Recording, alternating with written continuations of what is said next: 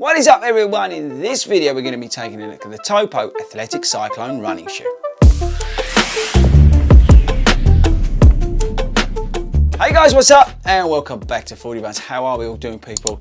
Let me know in the comments. Now this is a bit of a different video because we've got Alan back on the channel. If you don't know who I'm talking about, he's done a few shoe reviews on the channel. He's a bit of a pronator and he's also got an obsession with white running shoes. Have you got an obsession with white running shoes? Let me know in the comments. But anyway, he's gone out and bought himself a pair of these Topo, I may be saying this wrong, let me know in the comments as well, people, Cyclone running shoes.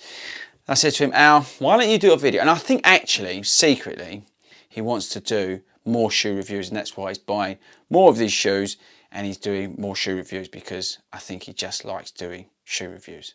He's a bit of a geek like me on shoe reviews. Anyway, totally digressed as always. So Alan, I gave him a GoPro.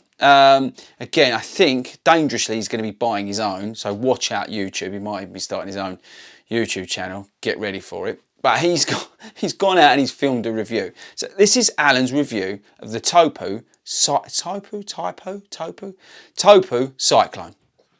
Hello everyone, welcome to 40 Runs YouTube.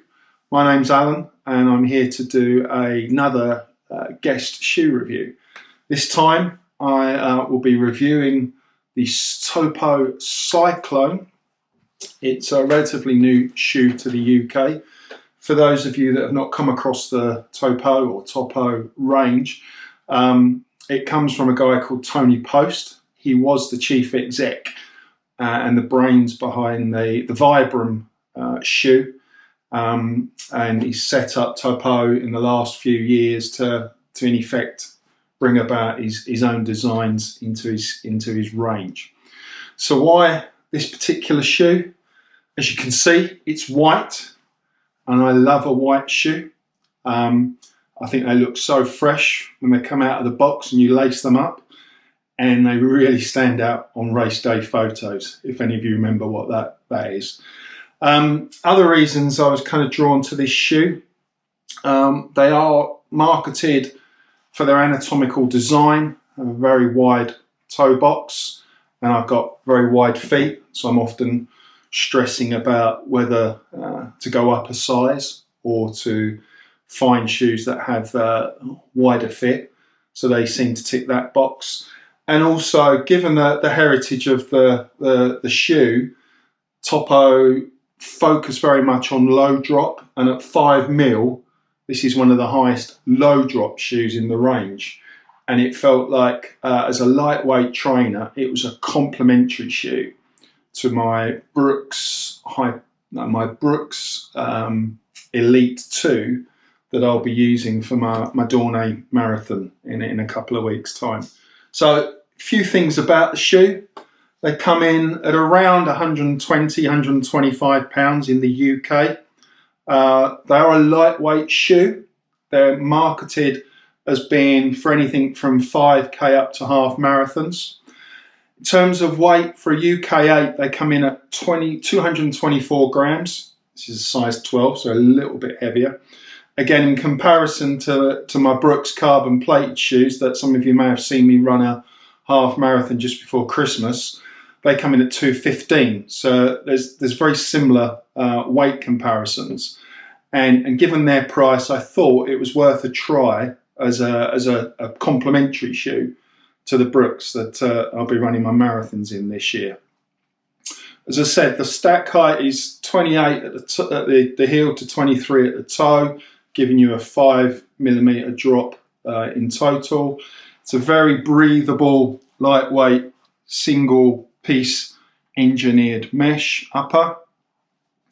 It's got a little bit of suede around the trim, I don't know if you can see that, but it gives it a sense of expensiveness. But it is a lightweight shoe, which means there's not a lot of support around the ankle. There is a little bit of external padding around the ankle, and there is this kind of fancy Achilles flare, but as you can see, there's not a lot to that, and I'll come on to that when I do the review.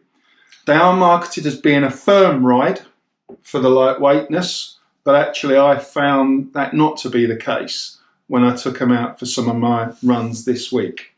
So they are a neutral shoe, and the midsole has its own proprietary zip foam. You might be able to see the squishiness, if that's the technical term, for the foam in the midsole. And they do have what they claim to be a microbacterial inner, which is supposedly stopping them from becoming skanky and smelly. But these are still pretty much box fresh. Not had to test that capability yet. So, what did I think? They've been out for 3 runs now.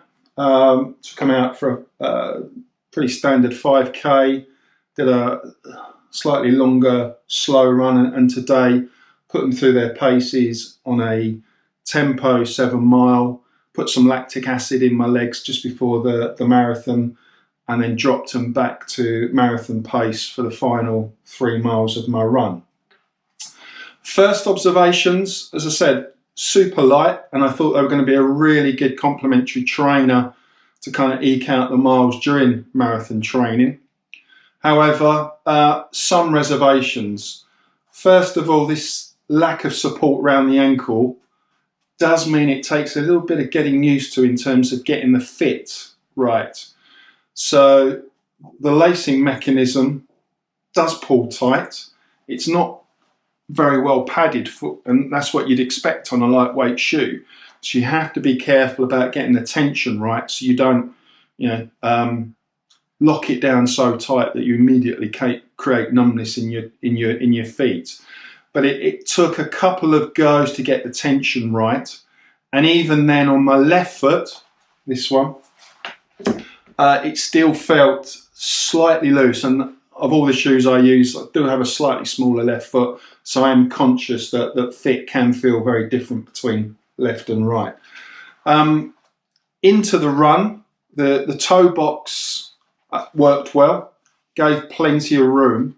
However, I did notice towards the end of my 10 miler, my left big toe was just starting to feel like it might be rubbing a little bit. I was using a sock that I've been using throughout my training, and it will be a sock that I'll be using on race day. And I did wonder whether the actual extra space around the toe box was just allowing the toes to flex a little bit more than I'm used to. And that might have been causing some of the issues around what felt like could be an early blister.